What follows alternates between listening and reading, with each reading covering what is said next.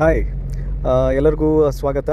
ನಮ್ಮ ಈ WhatsApp group ಮೆಂಬರ್ಸಿಗೆ ನಾನು ಇವತ್ತಿನ ದಿನ ಏನು ಹೇಳಬೇಕು ಅಂತ ಇದ್ದೀನಿ ಅಂದರೆ, ಈ ಡಾಕ್ಟರ್ಸಲ್ಲಿ ಯಾವುದೇ ಡಾಕ್ಟ್ರ್ ಕ್ಲಿನಿಕ್ ಅಥವಾ ಯಾವುದೇ ಆಸ್ಪತ್ರೆಯಲ್ಲಿ ನೀವು ಡಾಕ್ಟ್ರಿಗೆ ಮೀಟ್ ಆಗ್ತಿರಲ್ಲ. ಸೊ ಯಾರು ರಿಯಲ್ ಡಾಕ್ಟರ್ಸು, ಯಾರು ರಿಯಲ್ ಡಾಕ್ಟರ್ಸ್ ಅಲ್ಲ ಅನ್ನೋದು ಹೇಗೆ ನಾವು ಕಂಡುಹಿಡಿಬೇಕು ಅಂತ.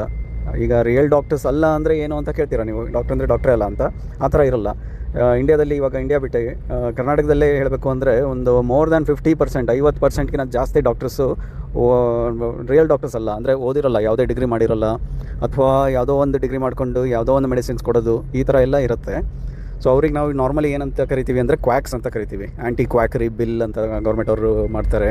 ಸೊ ಇದೆಲ್ಲ ತಡೆಯೋಕ್ಕೋಸ್ಕರ ಭಾಳನೇ ಕಷ್ಟಪಡ್ತಾರೆ. ಗೌರ್ಮೆಂಟಿಂದ ರೂಲ್ಸ್ ರೆಗ್ಯುಲೇಷನ್ಸ್ ಭಾಳ ಇದ್ದಾವೆ. ಬಟ್ ಇಂಡಿಯಾದಲ್ಲಿ ನಿಮಗೆ ಗೊತ್ತಿರೋಂಗೆ ನಡೀತಾ ಇರುತ್ತೆ ಇವೆಲ್ಲ. ಸೊ ಈಗ ಓನಸ್ ಏನಿದೆ ಅಂದರೆ ರೆಸ್ಪಾನ್ಸಿಬಿಲಿಟಿ ಪೇಷಂಟ್ಸ್ ಮೇಲೆ ಇರುತ್ತೆ. ಯಾರು ರಿಯಲ್ ಡಾಕ್ಟ್ರಿಗೆ ತೋರಿಸ್ಬೇಕು ಅಥವಾ ಯಾರಿಗೆ ತೋರಿಸ್ಬಾರ್ದು ಅನ್ನೋದು ಗೊತ್ತಿಡಿಬೇಕು ಅಂದರೆ, ಯಾಕಂದರೆ ನಮ್ಮ ಆರೋಗ್ಯ ನಮ್ಮ ರೆಸ್ಪಾನ್ಸಿಬಿಲಿಟಿ.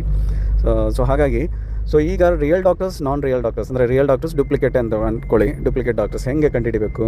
ಒಂದು, ರಿಯಲ್ ಡಾಕ್ಟರ್ಸ್ ಯಾವಾಗಲೂ ತಮ್ಮ ಕ್ಲಿನಿಕ್ ಅಥವಾ ಆಸ್ಪತ್ರೆ ಹೆಸರು ದೊಡ್ಡದಾಗಿ ಬರ್ಕೊಂಡಿರ್ತಾರೆ. ದೊಡ್ಡದಾಗಿಲ್ಲ ಅಂದ್ರೂ ಅಟ್ಲೀಸ್ಟ್ ಒಂದು ಸಣ್ಣ ಬೋರ್ಡ್ ಆದರೂ ಇರುತ್ತೆ. ಅದರಲ್ಲಿ ಕ್ಲಿನಿಕ್ ಹೆಸರು ಇರುತ್ತೆ, ಆಸ್ಪತ್ರೆ ಹೆಸರು, ಅಥವಾ ಅದ್ರ ಜೊತೆಗೆ ಡಾಕ್ಟ್ರ್ ಹೆಸರು ಇರುತ್ತೆ. ಸೊ ಡಾಕ್ಟ್ರ್ ಹೆಸರು ಜೊತೆಗೆ ಮತ್ತೇನಿರುತ್ತೆ ಅಂದರೆ ಅವ್ರಿಗೆ ಏನು ಓದಿದ್ದಾರೆ, ಕ್ವಾಲಿಫಿಕೇಷನ್ ಏನು, MBBS, MD, MS, MCH, DM ಅಂತ ಎಲ್ಲ ಇರುತ್ತೆ ಅದರಲ್ಲಿ. ಸೊ ಪ್ಲಸ್ ಕೆಳಗಡೆ ಮತ್ತು ಭಾಳಷ್ಟು ಸರಿ ಬರೆದು ಇರ್ತಾರೆ ಯಾವ ಸ್ಪೆಷಾಲಿಟಿ, ಜನರಲ್ ಸರ್ಜರಿನೋ ಅಥವಾ ಜನರಲ್ ಪ್ರಾಕ್ಟಿಷನರು ಅಥವಾ ಫಿಸಿಷಿಯನ್ನು ಅಥವಾ ಕಾರ್ಡಿಯಾಲಜಿಸ್ಟು, ಈ ಥರ. ಸೊ ಇದನ್ನು ಒಂದು ಗಮನಿಸಬೇಕು. ಆಮೇಲೆ KMC ನಂಬರ್ ಅಂತ ಇರುತ್ತೆ, ಕರ್ನಾಟಕ ಮೆಡಿಕಲ್ ಕೌನ್ಸಿಲಲ್ಲಿ ರಿಜಿಸ್ಟರ್ ಆಗಿರೋ ನಂಬರು. ಸೊ ಆ ನಂಬರು ಅದರಲ್ಲಿ ನಮೂದಿ ಆಗಿರುತ್ತೆ. ಸೊ ಇವೆರಡು ಭಾಳ ಇಂಪಾರ್ಟೆಂಟು.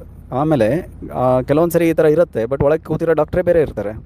ಸೊ ಅದರಲ್ಲಿ ಅವ್ರು ಬರೆದು ಕೊಡೋ ಒಂದು ಲೆಟ್ರ್ ಇರುತ್ತಲ್ಲ, ಆ ಲೆಟರಲ್ಲೂ ಕೂಡ ಆಸ್ಪತ್ರೆ ಹೆಸರು, ಡಾಕ್ಟ್ರ್ ಹೆಸರು, ಡಾಕ್ಟ್ರ್ ಕ್ವಾಲಿಫಿಕೇಷನ್ ಓದಿರೋದು, ಆಮೇಲೆ ಡಾಕ್ಟ್ರದ್ದು KMC ನಂಬರು, ಟೈಮಿಂಗ್ಸು ಇವೆಲ್ಲ ಬರೆದಿರುತ್ತೆ. ಸೊ ಒಂದು ವೇಳೆ ಕ್ಲಿನಿಕ್ ಎದುರುಗಡೆ ಬೋರ್ಡಲ್ಲಿ ಅಥವಾ ಅವ್ರು ಬರೆದಿರೋ ಲೆಟ್ರಲ್ಲಿ ಹೆಸರಿಲ್ಲ ಡಾಕ್ಟ್ರದ್ದು, ಸುಮ್ಮನೆ ಒಂದೇನೋ ಸೈನ್ ಮಾಡಿದ್ದಾರೆ ಮಾತ್ರೆ ಬರೆದುಬಿಟ್ಟು, ಅಥವಾ ಮೆಡಿಕಲ್ ಶಾಪಿಂದ ಹೆಸರು ಮಾತ್ರ ಇದೆ ಹೊರಗಡೆನೂ ಕೂಡ ಅಥವಾ ಲೆಟ್ರಲ್ಲೂ ಕೂಡ, ಅಂದರೆ ನೀವು ಡೌಟ್ ಪಡಲೇಬೇಕು. ಸೊ ಪೇಷಂಟಿನ ಹಕ್ಕಿರುತ್ತೆ ಯಾವಾಗಲೂ, ನಿಮ್ಮ ಕ್ವಾಲಿಫಿಕೇಷನ್ ತೋರಿಸಿ, ನಿಮ್ಮ ಸರ್ಟಿಫಿಕೇಟ್ ತೋರಿಸಿ ಅಂತ ಕೇಳೋ ಹಕ್ಕು ಇದ್ದೇ ಇರುತ್ತೆ. ಆಮೇಲೆ KMC ರೂಲ್ಸ್ ಪ್ರಕಾರ, KPME ರೂಲ್ಸ್ ಪ್ರಕಾರ ನಾವು ಅದನ್ನು ಡಿಸ್ಪ್ಲೇ ಮಾಡಿರಲೇಬೇಕು. KMC ನಂಬರ್ ಆಗಲಿ ಅಥವಾ ಕ್ವಾಲಿಫಿಕೇಷನ್ ಸರ್ಟಿಫಿಕೇಟ್ ಆಗಲಿ, ಇವೆಲ್ಲ. ಸೊ ಇದೊಂದು ಭಾಳ ಇಂಪಾರ್ಟೆಂಟು.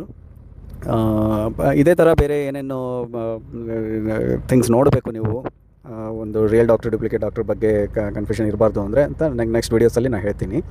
ಇದು ಯಾಕೆ ಇಂಪಾರ್ಟೆಂಟು, ಯಾಕೆ ತಿಳ್ಕೊಬೇಕು ನಾವು? ಎಲ್ಲ 100 ಪೇಷಂಟ್ ಬರ್ತಾ ಇದ್ದಾರಲ್ಲ ಡಾಕ್ಟ್ರ್ ಹತ್ರ, ಏನು ತೊಂದರೆ ಆಗುತ್ತೆ ಅಂದರೆ, ಈಗ ಇವಾಗ ಲಾಯರ್ ಅಂದ್ಕೊಳ್ಳಿ, ಲಾಯರ್ ಹತ್ರ ಹೋಗ್ತೀರಿ, ಅವರು ಓದೇ ಇಲ್ಲ, ಸುಮ್ಮನೆ ಪ್ರಾಕ್ಟೀಸ್ ಮಾಡ್ತಿದ್ದಾರೆ, ಸುಮ್ಮನೆ ಏನೋ ಹೇಳ್ತಾರೆ ನಿಮ್ಮ ಬಗ್ಗೆ ಅಂದರೆ ಎಷ್ಟು ನಿಮಗೆ ಲಾಸ್ ಆಗ್ಬೋದು. ಸೊ ದುಡ್ಡಿನ ವಿಷಯದಲ್ಲಿ, ಪ್ರಾಪರ್ಟಿ ವಿಷಯದಲ್ಲಿ, ಅಥವಾ ಕ್ರಿಮಿನಲ್ ಕೇಸ್ ವಿಷಯದಲ್ಲಿ ಲಾಸ್ ಆಗೋಕ್ಕೆ ನೀವು ಚಿಂತೆ ಪಡ್ತೀರಾ ಅಂದರೆ, ಆರೋಗ್ಯದ ಬಗ್ಗೆ ಅಷ್ಟು ಚಿಂತೆ ಇಲ್ವಾ?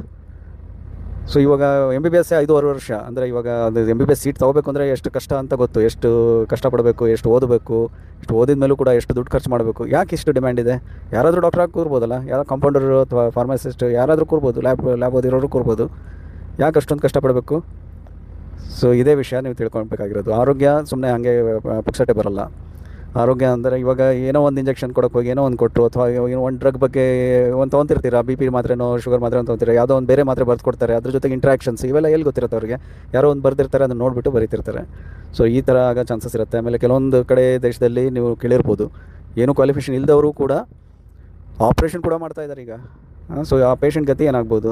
ಇವೆಲ್ಲ ಏನಾಗುತ್ತೆ, ಮುಚ್ಚೋಗ್ಬಿಡ್ತವೆ, ಅವ್ರು ದುಡ್ಡು ತಿನ್ನಿಸ್ಬಿಡ್ತಾರೆ.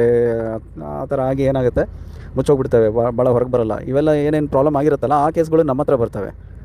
ಸೊ ಇವಾಗ ಏನೋ ಒಂದು ಡ್ರಗ್ ಕೊಟ್ಟಿರ್ತಾರೆ, ಏನೋ ಅಲರ್ಜಿ ಆಗುತ್ತೆ, ಅಥವಾ ಇಂಜೆಕ್ಷನ್ ಕೊಡ್ತಾರೆ, ಅದಕ್ಕೆ ಆಬ್ಸೆಸ್ ಆಗುತ್ತೆ, ಲೀಟ್ರ್ ಗಂಟಲೆ ಕ್ಯೂ ತೆಗಿತೀವಿ, ಜೀವೋಪಾಯ ಆಗಿರುತ್ತೆ ಪೇಷಂಟಿಗೆ, ಅದನ್ನು ಉಳಿಸ್ಕೋಬೇಕು, ICU ಹಾಕಬೇಕು. ಇವೆಲ್ಲ ನಾವು ನೋಡ್ತಿರ್ತೀವಲ್ಲ, ಹಾಗಾಗಿ ನಾನು ನಿಮಗೆಲ್ಲರಿಗೂ ತಿಳಿಸ್ಬೇಕು ಅಂತ ಅಂದ್ಕೊಂಡೆ.